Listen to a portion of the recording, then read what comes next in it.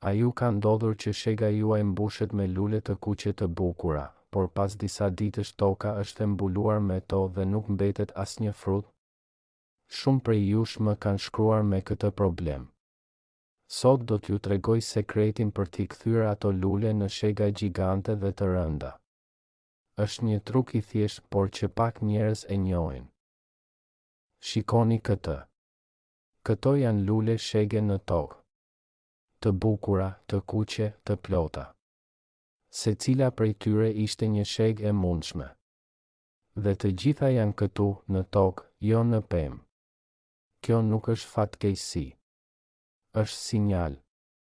Pema po ju thot diçka shumë specifike dhe sot do ta mësojmë gjuhën e saj. Nëse keni shegë dhe po kaloni këtë problem çdo vit, qëndroni deri në fund. Sepse pas këtij video nuk do të shihni më lule në tokë. Do të shihni degë të përkulura nga pesha e shegëve, dhe para se të fillojmë, nëse nuk jeni abonuar ende në kopshti i agimit, ky është momenti. Çdo javë sjellim teknika reale që funksionojnë me të vërtetë, jo teori boshe.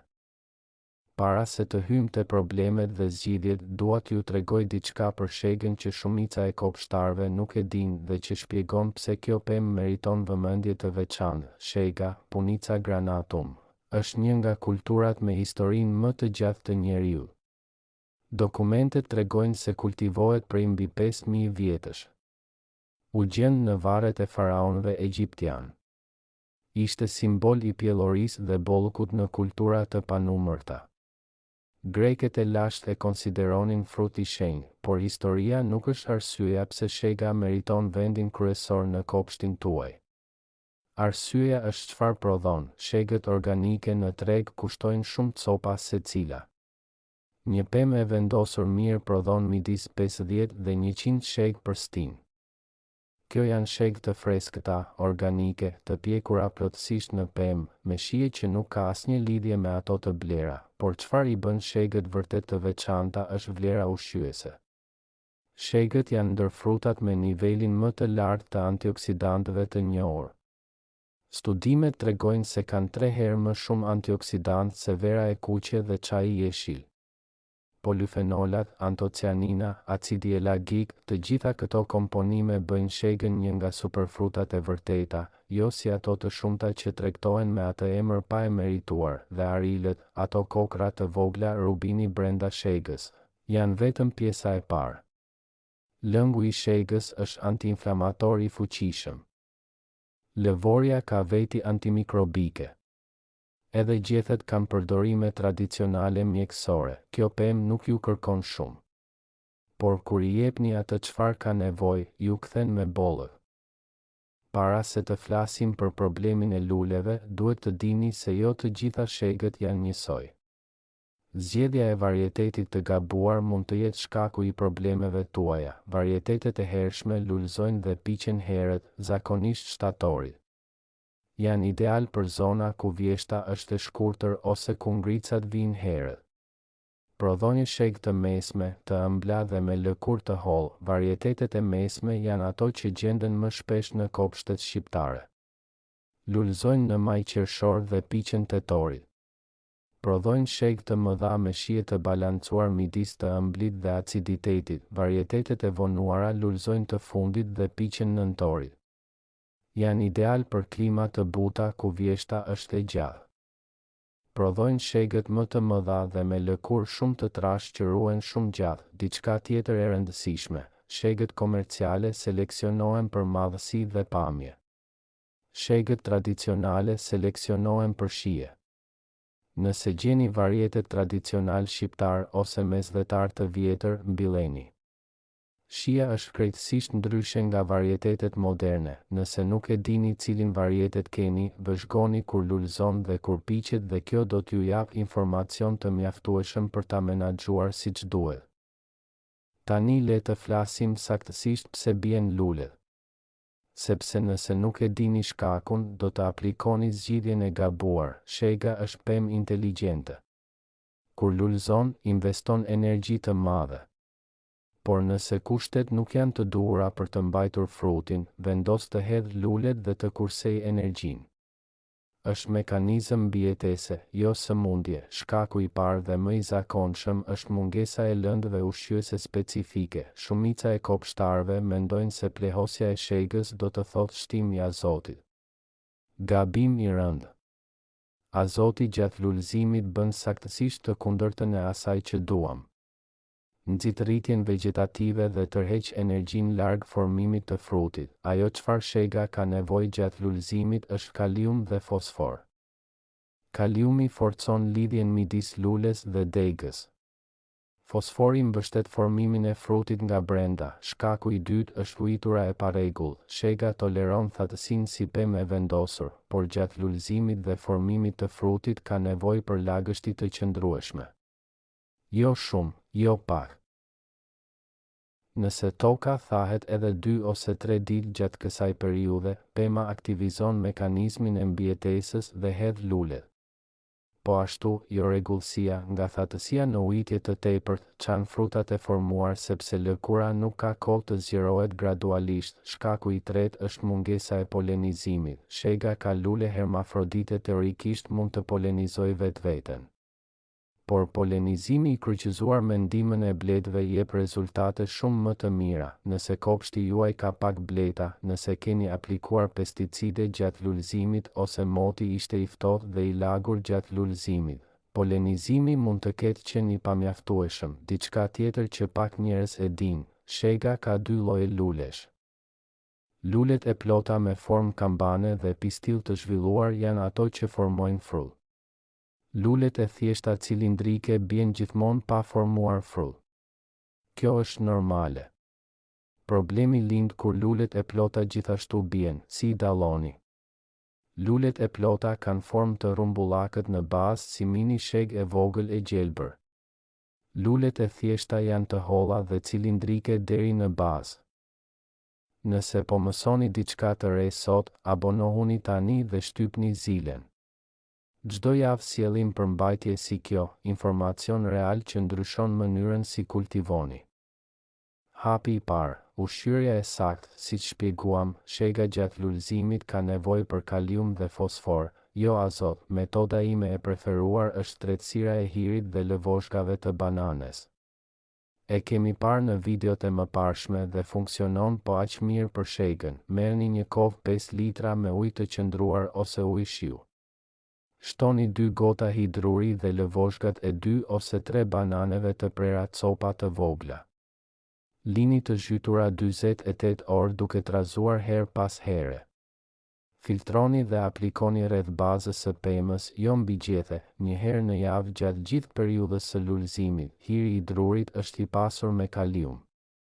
Lëvoshkat e bananes janë të pasura me kalium dhe fosfor. Kombinimi krijon saktësisht ekuilibrin që shega ka nevojë. Metoda e dytë është lëvoshkat e vezëve. Bluajini derisa të bëhen pluhur i hollë dhe shtrojini rreth bazës. Kalciumi ndihmon pemën të mbajë frutat dhe parandalon çarjen e shegëve të pjekura. Metoda e tretë është plehosja me pleh dhije ose lope të tharë mirë, aplikuar rreth bazës në fillim të pranverës para lulëzimit. Ky pleh organik lëshon lëndët ushqyese gradualisht. Ndaloni çdo plehosje me azot të lartë nga momenti i parë i lulëzimit deri pas formimit të frutave të vogla. Hapi i dytë, ujitura e saktë. Rregulla e gishtit: futni gishtin 5 cm thellë çdo 2 ditë. Nëse ndihet e ftohtë dhe pak e lagur është perfekte.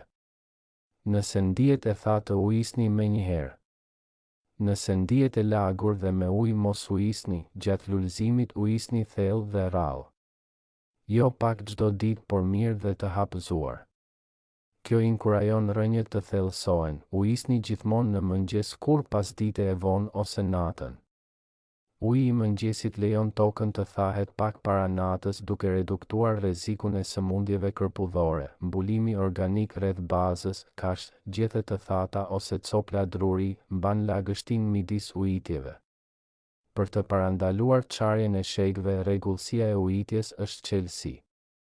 Ujitja e qëndrueshme eliminon këtë problem plotësisht. Hapi i tretë, truku i maestros, polenizimi manual dhe krahasitja e lehtë. Polenizimi manual është teknikë e thjeshtë por jashtëzakonisht efektive. Merrni një furçë të vogël të butë. Futeni në qendër të lules të staminet ku poleni është i grumbulluar dhe transferojeni gentilisht te pistilli i luleve të tjera të plota. Bëjeni çdo 2 deri 3 ditë gjatë lulëzimit gjatë orëve të mesdit kur poleni është më aktiv.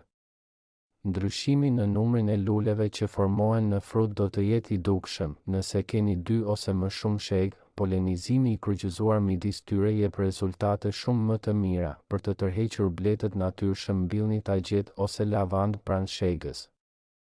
Krasitja e lehtë e majave bëhet para lulëzimit në fund të dimrit. Krasitni majat e degëve të vitit të kaluar duke lënë 3 deri 5 sythat e parë. Mos e teproni vetëm majat. Kjo ndihmon pemën të koncentrojë energjinë drejt formimit të frutit, gjithashtu hiqni çdo degë të kryqëzuar ose të dobët. Shega prodhon në drurin e moshës 2 deri 5 vjeç, kështu që krasitja agresive eliminon saktësisht drurin e prodhimit. Hapi i 4. Mbrojtja e frutit pasi fillon të formohet. Vëzhgoni pemën çdo ditë gjatë javëve të para të formimit të frutit. Nëse shihni frutza të vogla që fillojnë të verdhëzohen dhe të bien, kjo tregon stres hidrik ose mungesë ushqyese. Aplikoni tretësirën dhe rregulloni ujitjen. Nëse shegat e vogla fillojnë të çahen kur janë akoma të vogla, problemi është jo rregullësia e ujitjes. Vendosni rutinë të qëndrueshme. Kur shega të arrijë madhësinë e një topithe ping-pongu, mund të bëni hollim nëse pema ka shumë fruta të ngeshtura. Lini 15 deri 20 cm hapësirë midis çdo shege. Rezultati janë shegë më të mëdha dhe me lëkurë më të trash. Kur mos lani pemën mbi gjethe gjatë verës kur shegat janë duke u zhvilluar. Ujisni gjithmonë direkt mbi tokë. Tani le të flasim për problemet e tjera që prekin shegën dhe si t'i trajtoni natyrshëm. Sëmundja kryesore e shegës është kalbëzimi i frutit, i shkaktuar nga kërpudhat botrytis dhe aspergillus. Shfaqet si njolla të errëta mbi lëkurën e frutit dhe brenda kalbëzon aromën dhe shijen. Parandalimi është qelësi, ujitja e saktë, ajrosja e mirë midis degëve dhe eliminimi i frutave të dëmtuar sa më shpejt. Dëmtuesi kryesor është krimbi i shegës, larva e mizës Ceratitis capitata. Femrat e çojnë vezët në lëkurën e frutit dhe larva ushqehet brenda. Shenjat e para janë njolla të vogla mbi lëkurë dhe fruta që bien para pjekjes. Si e trajtoni natyrshëm? Kurthet e feromone. Të varura në pemë gjatë verës, kapin me shkujt dhe reduktojnë numrin e popullatës. Mbulimi i frutave me qese letre kur janë akoma të vegjël i mbron plotësisht. Afidët mund të shfaqen në majat e degëve të reja gjatë pranverës. Tretësira e sapunit të zarzavateve, një lugë çaji për litër ujë, aplikuar direkt mbi koloni gjatë mëngjesit të hershëm, i eliminon shpejt pa dëmtuar bimën. Njolla e zezë e gjethejt është sëmundje kërpudhore që shfaqet si njolla të errëta me skaj të verdhë mbi gjethe. Trajtojeni me tretësirë bakri të holluar dhe sigurohuni që gjethet të mos mbeten të lagura gjatë natës. Ani duat ju jap planin e plot vjetor për shegën, muaj pas muaji. Janari dhe shkurti janë muajt e krasitjes. Hiqni degët e vdekura të kryqëzuara dhe disa nga bishtat më të vjetër. Aplikoni ple organik rreth bazës. Marsi dhe prilli janë muajt e përgatitjes. Filloni ujitjen e rregullt ndërsa temperatura ngrihet. Shtrojeni mbulimin organik rreth bazës. Kontrolloni për dëmtues dhe merrni masa parandaluese. Maji dhe qershori janë muajt e lulëzimit. Ky është periudha kritike. Aplikoni tretësirën e hirit dhe lëvozhgave çdo javë. Kur mos plehosni me azot. Filloni polenizimin manual çdo 2 deri 3 ditë. Vëzhgoni bletët dhe mbillni lule tërheqëse pranë. Korriku dhe gushti janë muajt e zhvillimit të frutit. Vazhdoni ujitjen e qëndrueshme. Bëni hollimin e shegave nëse është e nevojshme. Varni kurthe feromone për krimbin e shegës. Mbuloni frutat me qese nëse keni probleme me dëmtuesit. Shtatori dhe tetori janë muajt e pjekjes dhe korrjes. Reduktoni ujitjen gradualisht para korrjes. Shega është gati kur tingulli i trokitjes është i thellë dhe i zbrazët dhe lëkura ka filluar të ndryshojnë ngjyrë. Korni para ngricave të para, nëntori dhe dhjetori janë muajt e pushimit. Pas korjes shtoni ple organik rreth bazës për sezonin e ardhshëm. Lini pemën të pushoj. Pasi keni korrur shegat tuaja, çfarë bëni me to? Shegat ruhen mirë. Në temperaturë dhome qëndrojnë 2 deri 3 javë. Në frigorifer midis 5 dhe 8 gradë mund të ruhen 2 deri 3 muaj pa humbur shijen, por truku i ruajtjes që pak njerëz e dinë është ky: mos i lani shegat para se t'i ruani. Lëvorja natyrale e mbron frutin. Lajini vetëm pak para ngrënies. Nëse keni korje të madhe, lëngu i shegës mund të ngrihet në kube akulli dhe të ruhet deri 12 muaj në ngrirës. Kjo është mënyrë e shkëlqyer për të pasur lëng të freskët shege gjatë gjithë vitit. Arilet, kokrat e brendshme, mund gjithashtu të ngrihen të shpërndar në tabaka dhe pastaj të ruhen në qese. Shtojini direkt të ngrira mbi kos, mbi sallat ose mbi akullore. Lëvorja e shegës, e tharë dhe e bluajtur, bën çaj antiinflamator të jashtëzakonshëm. Mos se hidhni. Nëse ndiqni këta hapa, këtë vit nuk do të shihni lule në tokë. Do të shihni degë të përkulura nga pesha e shegëve. Shega nuk është pemë e vështirë. Është pemë që ka nevojë për të drejtën gjë në momentin e duhur. Kalium dhe fosfor gjatë lulëzimit, ujitje e qëndrueshme, ndihmë me polenizimin dhe mbrojtje e frutit pasi formohet. Nëse ky video ju ndihmoi, jepni like dhe ndajeni me dikë që ka shegë dhe po humbet lulet çdo vit. Dhe shkruani në komente, cila pemë tjetër frutore po ju jep probleme këtë vit. E lexoj çdo koment dhe ndihmon ta planifikojmë videon tjetër. Shihemi javën tjetër në kopshti i agimit. Mirupafshim.